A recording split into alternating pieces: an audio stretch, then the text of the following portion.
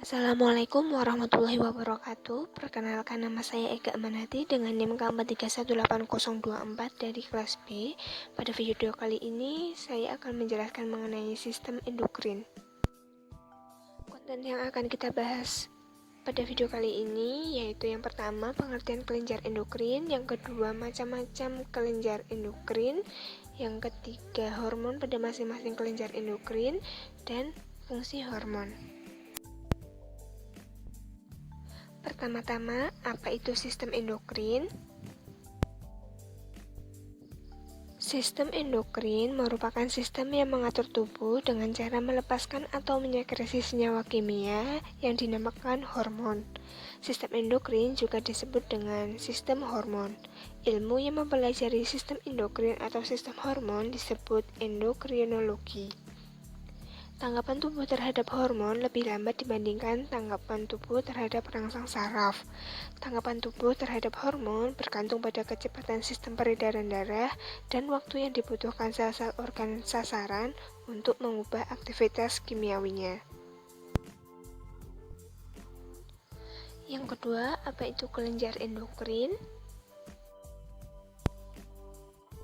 Kelenjar endokrin merupakan kelenjar yang bertugas menghasilkan hormon dalam jumlah yang sedikit. Kelenjar sendiri merupakan sekelompok sel yang menghasilkan atau menyekresikan suatu bahan yang berguna. Kelenjar endokrin tidak memiliki saluran sehingga produknya atau hormon disekresi secara langsung ke dalam aliran darah. Hormon diekskresi secara eksositosis ke dalam aliran darah dan beredar ke seluruh tubuh menuju organ-organ tertentu yang disebut organ sasaran. Sistem endokrin yang ada pada manusia tersusun atas beberapa kelenjar endokrin, tetapi yang utama ada 7 buah kelenjar endokrin yang tersebar di seluruh tubuh. 7 kelenjar endokrin itu adalah kelenjar hipofisis, kelenjar tiroid, kelenjar paratiroid, kelenjar adrenalin, kelenjar pankreas, ovarium pada perempuan, dan testis pada laki-laki. Tiap-tiap kelenjar menyekresi satu atau lebih hormon. Kelenjar hipofisis. Kelenjar hipofisis juga disebut sebagai kelenjar pituitari. Kelenjar hipofisis juga disebut master gland karena mampu menghasilkan berbagai hormon yang berfungsi mengatur kelenjar hormon lainnya. Kelenjar hipofisis yang berukuran sebesar butir kacang kapri itu terletak pada bagian dasar otak besar, yaitu persis di bawah hipotalamus. Kelenjar hipofisis dibagi menjadi 3 bagian lobus, yaitu bagian anterior, bagian tengah atau intermediate, dan bagian posterior. Hipofisis bagian anterior diatur oleh 2 kelompok hormon yang disekresi oleh hipotalamus. 2 kelompok hormon tersebut adalah faktor pelepas atau releasing factor dan faktor penghambat atau inhibiting factor. Hipofisis bagian intermediate atau tengah menghasilkan hormon melanosit. Kemudian hipofisis bagian posterior memiliki hubungan saraf langsung dengan hipotalamus. Ada 2 jenis hormon yang disimpan dan disekresi oleh hipofisis posterior, yaitu oksitosin dan ADH. Hormon pada kelenjar hipofisis anterior. Yang pertama yaitu hormon somatotropik hormon atau STH. Hormon ini berfungsi untuk mengendalikan atau merangsang pertumbuhan rangka dan tubuh secara keseluruhan. Kekurangan hormon ini pada saat kanak-kanak mengakibatkan pertumbuhan terhambat atau kerdil. Sedangkan kelebihan hormon ini pada masa kanak-kanak menyebabkan pertumbuhan raksasa atau gigantisme. Kelebihan hormon somatotrofik pada orang dewasa menyebabkan akromegali, yaitu pertumbuhan yang tidak seimbang pada tulang jari tangan, jari kaki, rahang, dan tulang hidung. Yang kedua yaitu hormon tiroid stimulating hormone atau TSH. Hormon perangsang tiroid ini berfungsi mengendalikan sekresi hormon tiroksin oleh kelenjar tiroid. Sekresi TSH dirangsang oleh hormon pelepas tirotrofik atau TRF yang dihasilkan oleh hipotalamus. Kelebihan sekresi TSH akibat kekurangan yodium menyebabkan penyakit gondok. Hormon yang ketiga yaitu adrenokortikotropik hormon atau ACTH. Hormon ini memiliki fungsi utama merangsang korteks kelenjar adrenal untuk menyekresi hormon glukokortikoid. Selanjutnya ada follicle stimulating hormone atau FSH. Pelepasan hormon ini dirangsang oleh faktor pelepasan gonadotrofin yang dibentuk oleh hipotalamus. Fungsi FSH pada perempuan yaitu merangsang pertumbuhan dari perkembangan folikel di dalam ovari. Pada laki-laki, FSH berperan mengatur perkembangan testis dan merangsang proses spermatogenesis di dalamnya. Kemudian yang kelima ada luteinizing hormone atau LH. Seperti halnya FSH, sekresi LH dirangsang oleh GNRF dari hipotalamus.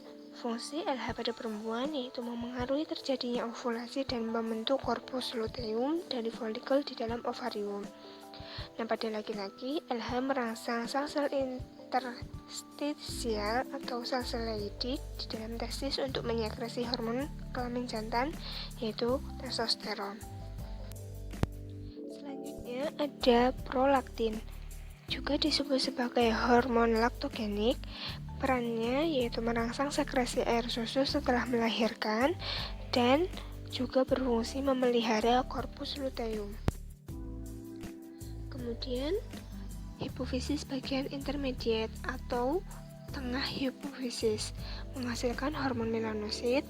Sel sasaran FSH adalah sel-sel melanosit yang mengandung pigmen hitam melanin. Hormon ini tidak berperan penting pada sifat normal melanosit manusia. Meskipun begitu, pada keadaan tertentu, misalnya hamil, peningkatan sekresi MSH menyebabkan warna kulit menjadi sedikit lebih gelap. Kemudian, hipofisis bagian posterior memiliki hormon berupa oksitosin dan ADH. Oksitosin sendiri berfungsi untuk merangsang kontraksi uterus pada saat melahirkan sehingga membantu mengeluarkan janin. Sekresi oksitosin merangsang sel-sel myopitel pada kelenjar susu untuk berkontraksi menghasilkan dorongan keluarnya air susu. Sedangkan ADH atau antidiuretik hormon itu berfungsi untuk menyebabkan kontraksi dinding pembuluh darah sehingga mempersempit rongga pembuluh darah dan meningkatkan tekanan darah di dalamnya. Selain itu, ADH juga mengatur pelepasan air dari ginjal dengan membantu reabsorpsi air dari tubulus distal nefron. Kekurangan ADH menimbulkan penyakit diabetes insipidus yang ditandai dengan keluarnya air seni atau urin secara berlebihan. Kemudian, hormon pada kelenjar tiroid. Kelenjar tiroid disebut juga kelenjar kondok. Kelenjar ini terdiri atas dua lobus dan terletak di bagian leher, tepatnya di kanan kiri trakea di dekat laring. Fungsi utama kelenjar tiroid adalah menghasilkan hormon tiroksin yang disusun oleh asam aminotenosin dengan menambahkan yodium yang berasal dari makanan. Kekurangan tiroksin pada anak-anak menyebabkan kekerdilan dengan tanda-tanda penderita tidak dapat mencapai perkembangan fisik dan mental yang normal. Defisiensi tiroksin pada orang dewasa menyebabkan myxedema dengan tanda-tanda penurunan laju metabolisme, berat badan dan yang berlebih dan kerontokan rambut. Sementara itu, kelebihan tiroksin menyebabkan timbulnya exophthalmos, yaitu oklusi mata atau penglihatan seakan-akan keluar.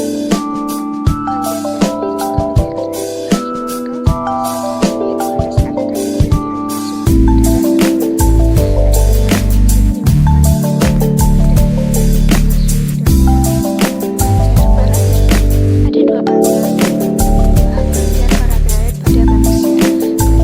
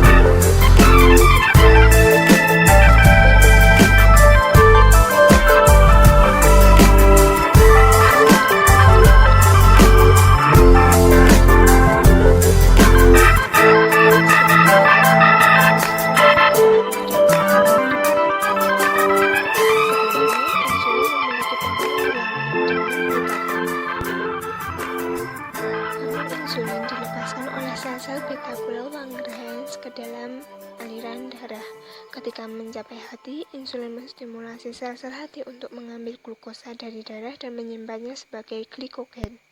Selanjutnya ada kelenjar gonad yang terdiri dari ovarium pada perempuan dan testis pada laki-laki. Ovarium pada perempuan itu menghasilkan dua jenis hormon, yaitu estrogen dan progesteron. Estrogen dihasilkan oleh follicle Graaf yang berperan merangsang pertumbuhan tanda-tanda kelamin sekunder pada perempuan saat pubertas. Kemudian progesteron berfungsi mempersiapkan dinding uterus untuk pertumbuhan embrio dengan cara mempertebal dinding uterus dan meningkatkan suplai darah. Pada laki-laki, organ reproduksinya berupa testis dan menghasilkan sel-sel sperma. Nah, testis sendiri juga menghasilkan hormon testosteron yang berfungsi untuk bertanggung jawab terhadap perkembangan dan pemeliharaan tanda-tanda kelamin sekunder pada laki-laki, seperti pertumbuhan organ-organ kelamin, perubahan suara menjadi berat, dan lain sebagainya. Sekian presentasi dari saya. Terima kasih. Wassalamualaikum warahmatullahi wabarakatuh.